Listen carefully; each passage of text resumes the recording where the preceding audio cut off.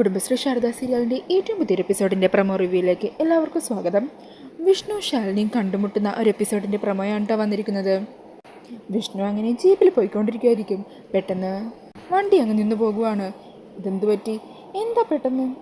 അങ്ങനെ പറഞ്ഞ വിഷ്ണു വണ്ടിയിൽ നിന്നിറങ്ങി ജീപ്പിൻ്റെ ബോണറ്റൊക്കെ പൊക്കി നോക്കി അതൊക്കെ നോക്കിക്കൊണ്ടിരിക്കുവാണ്.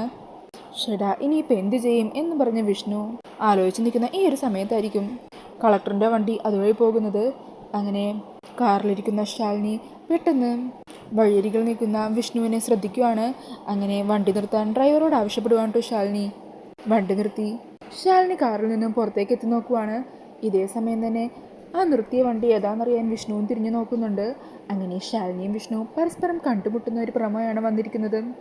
വിഷ്ണുവിനെ കാണുമ്പോൾ ശാലിനിക്ക് സന്തോഷവും സങ്കടവും കൊണ്ട് കണ്ണൊക്കെ അങ്ങ് നിറഞ്ഞു പോകുവാണ്.